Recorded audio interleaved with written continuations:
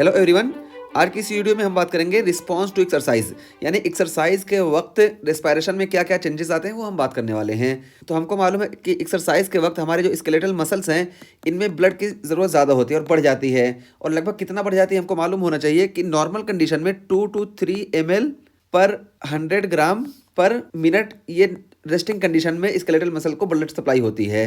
लेकिन एक्सरसाइज की कंडीशन में ये लगभग 20 टाइम या मोर देन 20 टाइम ये इंक्रीज हो जाती है। तो अबाउट 80 ml पर 100 ग्राम पर मिनट ब्लड सप्लाई बढ़ जाती है। तो अब ये डिमांड पूरी करने के लिए पहले तो दूसरे बॉडी का जो टिश्यू है जैसे किडनी है, यहाँ से ब्लड सप्लाई कम हो जाती है। और इसी तरीके से स्प्लान्क्निक वेसल्स हैं, वहाँ पे भी ब्लड सप्लाई कम हो जाती है, इससे पूरी की जाती है। लेकिन मेजर जो पूरा किया जाता है वो हार्ट रेट इंक्रीज कर दिया जाता है, यानी कार्डियक आउटपुट जो होता है वो इंक्रीज हो जाता है। और ये कार्डियक आउटपुट इंक्रीज होने में मेन जो होता है हार्ट रेट इंक्रीज होता है। हमको मालूम है कि cardiac output is equal to heart rate into stroke volume. तो स्ट्रोक वॉल्यूम तो इंक्रीज होगा, लेकिन मेजॉरिटी जो इंक्रीज होगा वो हार्ट रेट इंक्रीज होगा। ठीक है, तो ये हो गया। अब देखिए क्या हुआ, जब एक्सरसाइज हम शुरू किए तो कार्डियक आउटपुट बढ़ना है, तो उसकी वजह से क्या होगा, हार्ट रेट सबसे पहले बढ़ेगा, हार्ट रेट भी बढ़ेगा, स्ट्रोक वॉल्यूम भी बढ़ेगा। और उसके बाद फिर क्या होगा, ये देखिए परफ्यूज़न बढ़ जाएगा।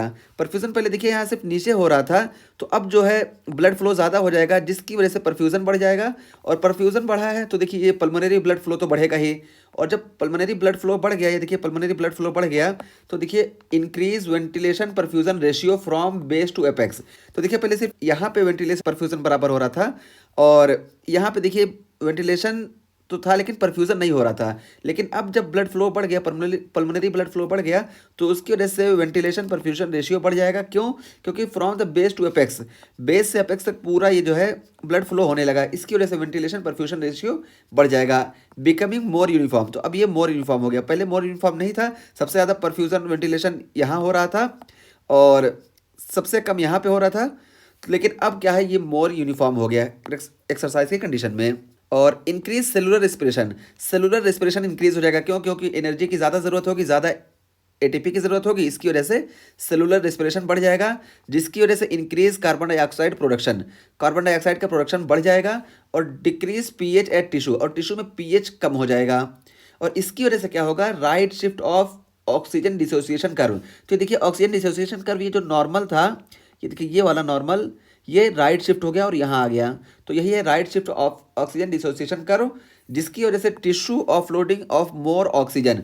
तो अब टिश्यू ज़्यादा ऑक्सीजन को ऑफलोड करेंगे, यानी अब जो ये ब्लड में ऑक्सीजन था उसको ज़्यादा ये कंज्यूम करेंगे टिश्यू, क्योंकि ये राइट शिफ्ट हो गया। और उसके बाद क्या है, इंक्रीज ऑक्सीजन कंजम्पशन। तो इसकी वजह से यानी एक्सरसाइज की वजह से ऑक्सीजन की कंजम्पशन बढ़ जाएगी। तो ये सारी चीज़ें हो रही हैं। और इसकी वजह से क्या होगा, इंक्रीज रेस्पिरेटरी रेट। तो रेस्पिरेटरी रेट इंक्रीज हो जाएगा टू मेट ऑक्सीजन डिमांड। तो ऑक्सीजन की जो डिमांड इंक्रीज हो गई है, इसको पूरा करने के लिए रेस्पिरेटरी रेट इंक्रीज हो जाएगा and remove excess carbon dioxide.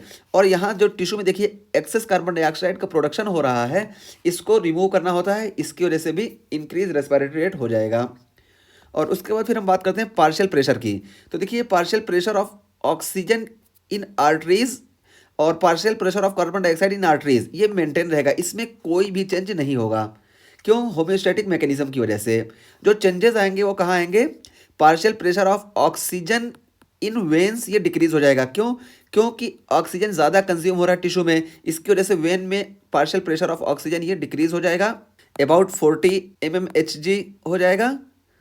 और ये partial pressure of carbon dioxide ये इंक्रीज हो जाएगा वेनस साइड में, क्योंकि कार्बन डाइऑक्साइड का प्रोडक्शन ज़्यादा हो रहा है। तो ये partial pressure of carbon dioxide about 46 mmHg तक पहुंच जाएगा। ठीक है, तो हमने देखा कि यहाँ पे रिस्पांस इन एक्सरसाइज में क्या होता है, हार्ट रेट और स्ट्रोक वॉल्यूम इंक्रीज होगा, परफ्यूजन इंक्रीज हो जाएगा, पल्मोनरी ब्लड फ्लो इंक्रीज हो जाएगा, वेंटिलेशन परफ्यूजन रेशियो ये ज़्यादा यूनिफॉर्म हो जाएगा यहाँ पे, और सेलुलर रेस्पिरेशन इंक्रीज हो जाएगा, जिसकी वजह से कार्बन डाइऑक्साइड का प्रोडक्शन बढ़ जाएगा, पीएच घट जाएगा। और इसकी वजह से और यहाँ पे राइट शिफ्ट देखने को मिलेगा।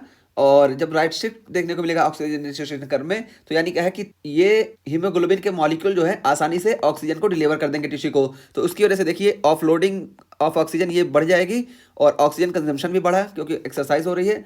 और यहाँ पर रेस्पिरेटरी रेट इंक्रीज होगा, दो वजह से कि कार्बन डाइऑक्साइड जो है ये ज़्यादा बन रहा है और ऑक्सीजन की डिमांड जो है ये भी बढ़ जा रही है। तो इसको रिमूव करने के लिए और इसको पूरा करने के लिए रेस्पिरेटरी रेट इंक्रीज हो जाएगा।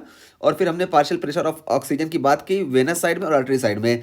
तो वेनस साइड में पार्शियल प्रेशर ऑफ ऑक्सीजन और partial pressure of carbon dioxide ये तो चेंज होंगे, लेकिन आर्ट्रियल साइड में कोई चेंज नहीं होंगे। वेनस साइड में पार्शियल प्रेशर ऑफ ऑक्सीजन ये डिक्रीज हो जाएगा ज़्यादा डिमांड की वजह से, और वेनस साइड में partial pressure of carbon dioxide ये इंक्रीज हो जाएगा ज़्यादा प्रोडक्शन की वजह से। ठीक है, तो ये हमारा कंप्लीट हुआ रिस्पॉन्स टू एक्सरसाइज